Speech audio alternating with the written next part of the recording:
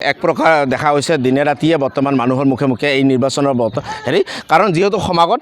পঞ্চায়ত নিৰ্বাচন আৰু এই পঞ্চায়ত নিৰ্বাচনৰ বৰ্তমান চলি আছে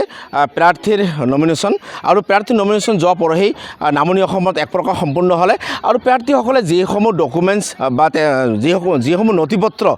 তেখেতসকলে জমা দিলে আৰু এই নথিপত্ৰৰ ওপৰত বৰ্তমান কুচকাৱাজ চলিছে বিলাচীপাৰা সমজিলাৰ নিচেই কাষতে থকা গোৱালপাৰা জিলাৰ বিলাচীপাৰা আৰু গোৱালপাৰাৰ সীমাৱৰ্তী অঞ্চল যি কলচাভাঙা বুলি কয় আৰু এই কলচাভাঙা গাঁও পঞ্চায়তৰ বৰ্তমান এখন গাঁৱত আহি আমি উপস্থিত হৈছোঁ জনতাৰ কিছু ভাষ্য সংগ্ৰহ কৰাৰ কাৰণে যি নথিপত্ৰেৰে প্ৰতিদ্বন্দ্বিতা কৰিছিল এই বছৰ নতুনকৈ এখন কাগজৰ বৰ্তমান বিতৰ্ক চলি আছে আৰু মই সমগ্ৰ ৰাইজ ইতিমধ্যে গাঁও অঞ্চলৰ সমগ্ৰ ৰাইজ মই তাৰ কিছু দৃশ্যাংশ দেখাবলৈ মই অনুৰোধ জনাইছোঁ কেমেৰা পাৰ্চন মোৰ সতীৰ্থ ইতিমধ্যে দেখুৱাইছে আৰু এই কলচাভাঙা গাঁও পঞ্চায়ত ব্ৰহ্মপুত্ৰ একদম দাঁতি কাষৰীয়া অঞ্চল বুলি ক'ব পাৰি আৰু প্ৰাকৃতিক দুৰ্যোগৰ এক খুব লেহেমীয়া গতিত উন্নতিৰ কোনো নাই যিখন পঞ্চায়তত সেইখন পঞ্চায়ততে আপোনালোকে দেখা পাইছে আৰু যিখন নথিপত্ৰ অন্তৰ্ভুক্ত কৰিছে বা যিখন নথিপত্ৰেৰে প্ৰতিদ্বন্দ্বিতা কৰিবলৈ আগবঢ়াইছে সেই নথিপত্ৰখনৰ ওপৰত লাগিছে বৰ্তমান ৰাইজৰ সন্দেহ আৰু সন্দেহ লৈ পেলাই আজি এইখন গাঁও পঞ্চায়তত তেখেতসকলৰ এক কুচকাৱাজ চলি আছে আপোনালোকে দেখা পাইছে যে এইখন গাঁও পঞ্চায়তত ৰুমিনা বেগমৰ যি নথিপত্ৰৰ ওপৰত বৰ্তমান এক সন্দেহ দৃষ্টি কৰিছে অঞ্চলবাসীয়ে আৰু মই সমগ্ৰ কথাখিনি জানিবলৈ যত্ন কৰিম হয় ধন্যবাদ মই এইখিনি ক'ম যে আমাৰ গোৱালপাৰা ডিষ্ট্ৰিক্টৰ অন্তৰ্গত কামাখ্যাবাৰী ডেভেলপমেণ্ট ব্লকৰ তো আপোনাৰ কলচাভাঙা জিপিৰ 8 নম্বৰ ৱাৰ্ডৰ যি প্ৰতিদ্বন্দ্বী ৰুমিনা বেগমৰ নথিপত্ৰ আমি RTI কৰি ওলাইছোঁ আৰু সেই RTI তথ্যমতে তাৰ যিবিলাক ডকুমেণ্ট স্কুলিং ডকুমেণ্ট সেই সকলোবোৰ ফেক ডকুমেণ্ট বুলি আমি গম পাইছোঁ আৰু আমি এই ফেক ডকুমেণ্টৰ কাৰণে আমি তাৰ যিটো মনোনয়ন পত্ৰ দাখিল কৰিছে সেই মনোনয়ন পত্ৰ দাখিল কৰাত আমি আপত্তি জনাইছোঁ যোৱাবাৰো বহুত 3 বাৰ নমিনেশ্যন ছাবমিট কৰিছিলে মনোনয়ন পত্ৰ দিছিলে সেই মনোনয়ন পত্ৰত এই ফেক ডকুমেণ্ট দি চলি আছিল আৰু মানুহক এই আমাৰ গাঁও পঞ্চায়তৰ সকলো মানুহক এই ফেক ডকুমেণ্ট দি ঠগি খাই আছিলে আমি যেতিয়া কি আছিলে সেই যাৰ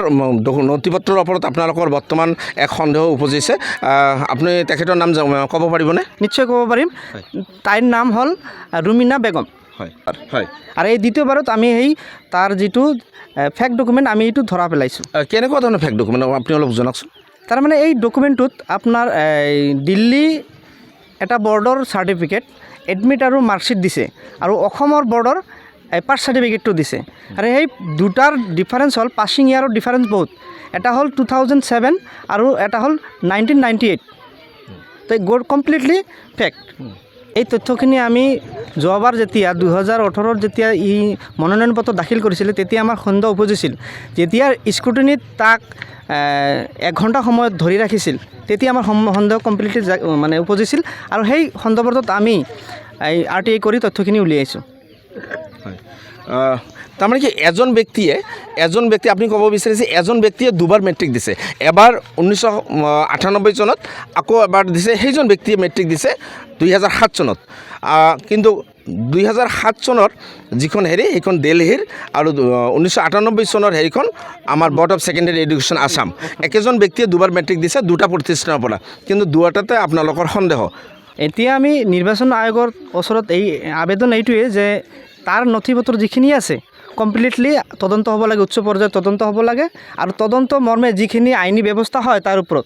সেই ব্যৱস্থাটো ল'ব লাগে আৰু তাৰ মনোনয়ন পত্ৰটো দাখিল আপোনাৰ ৰিজেক্ট হ'বই লাগে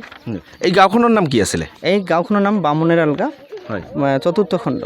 কোন পঞ্চায়তৰ আণ্ডাৰত কলচাভাঙা গাঁও পঞ্চায়ত জিলা কি এইখন জিলা গোৱালপাৰা ডিষ্ট্ৰিক্ট গোৱালপাৰা নিশ্চিতভাৱে আপোনাৰ নামটো কি আছিলে মোৰ নাম জহিৰুল মণ্ডল হয় আপুনি এই গাঁৱৰে মই এই গাঁৱৰে হয় এয়া আছিলে এই কলচাভাঙা পঞ্চায়তৰ এগৰাকী ভোটাৰৰ ভাষ্য এওঁলোকৰ এটাই দাবী যে নিকা আৰু ভাৱমূৰ্তিৰে অনুষ্ঠিত হওক এই পঞ্চায়ত নিৰ্বাচন সঁচা ব্যক্তি সঁচা নথি পত্ৰেৰে অন্তৰ্ভুক্ত হওক এই প্ৰতিদ্বন্দ্বিতা কৰক এই ভোটত আৰু ভোটাৰে যাক পচন্দ কৰে নিশ্চয় ভোট দিব বা তেখেতসকলে হয়তো পঞ্চায়তৰ সদস্য বা সভাপতি নিৰ্বাচন হ'ব। নিশ্চয় মই আন এগৰাকীৰ ভাষ্য শুনিবলৈ যত্ন কৰিম। মই ইতিমধ্যে এইখন পঞ্চায়তৰ বহুতে ভোটাৰ আছে। হয়, ইতিমধ্যে দেখা গৈছে যে গাঁওবাসীয়ে এটা অভিযোগ কৰিছে যে আপোনালোকৰ গাঁৱত প্ৰতিদ্বন্দ্বিতা কৰা যিসমূহ প্ৰতিদ্বন্দ্বিতা কৰিছে এই ভোটত তেখেতসকলৰ নথি পত্ৰৰ ওপৰত এটা সন্দেহ উপজিছে ইতিমধ্যে ৰাইজে আৰু এটা নিৰ্বাচন আয়োগ লৈ এটা দাবী উত্থাপন কৰিছে যে এইটো পুনৰীক্ষণ কৰিব লাগে। আপোনাৰ অভিমত কি? আমার অভিভাবক দেয় যে আমি যখন কমপ্লেইন দিব যাওঁ তেতিয়া কমপ্লেইনটো দিয়াৰ পিছত আমি ওলাই অহাৰ পিছত কাৰ কমপ্লেইন দিবলৈ গৈছিলে? আমি এই ৰুমিনা বেগমৰ কমপ্লেইন দিব কি কমপ্লেইন দিবলৈ গৈছিলে? নথি পত্ৰটো আমৰা সঁচা মিছা এটা শুদ্ধ চাই আৰ কি। হয়। তাৰপিছত সিহঁতৰ বহুত মানুহ আহি আমাৰ লগত 4জনক হয়, মাৰপিট কৰিবলৈ ইচ্ছা হৈছিল। সিহঁতৰ পূৰা মাৰপিট কৰিব। কাৰ মানুহ আহিল? বেল্লাল হোসেনৰ বেল্লাল হোসেন ৰুবিনা বেগমৰ এই হাজবেণ্ড। হাজবেণ্ড। হয়, সিহঁতে বহুত মানুহ আছিলে, আমাৰ লগত 4জন মানুহ আছিলোঁ। আমি একো কোৱা নাই, আমি মনে মনে পিছত গুচি আহিলোঁ তাৰ পৰা। বহুত অশ্লীল ভাষা কৈছে আৰু মাৰিম বুলি একদম মানে এইৰকম কৰি আছিলে। হয়। তাত মানুহ আছিলে, সিহঁতে মানে নাম কৰিছে আৰু মানুহ নাথাকিলে আমাক বহুত মাৰপিট কৰিলেহেঁতেন আৰু কৈছে বোলে সিহঁতক ওলাই লৈ যা বাহিৰত, লৈ যা হাড় গুড় ভাঙি দিয়ে একেবাৰে। পিছত আমি আহিলোঁ আৰু কি। অনুৰোধ জনাওঁ যে সঁচা কাগজখিনি সিহঁতৰ মনোনীত দাখিল কৰা সঁচা মিছা সেইটো আমি আমাৰ ওপৰৰ মানুহখিনিক ভালকৈ তদন্ত কৰিবলৈ কৈছোঁ আৰু কি। মানে যিবিলাক মানে আমাৰ DC SP যিহেতু মানে এই বস্তু আমাৰ যে মাৰপিট কৰিবলৈ আহিছিলে সেইখিনিও আমি সিহঁতৰ ওচৰত বিচাৰ দাবী কৰোঁ আৰু কি। সঁচা আৰু নিকা ভাৱমূৰ্তিৰে অনুষ্ঠিত হওক এই পঞ্চায়ত নিৰ্বাচন আৰু শুদ্ধ কাগজেৰে প্ৰতিদ্বন্দ্বিতা কৰক প্ৰতিগৰাকী প্ৰতিযোগী। কেমেৰা পাৰ্চন বৰ সতীৰ্থৰ সৈতে মই বিলাচীপাৰাৰ পৰা শ্বৰীফ আহমেদ, DN News+। যিকোনো খবৰৰ বাবে যোগাযোগ কৰক 7099017330 লগতে 7099017110 নম্বৰত।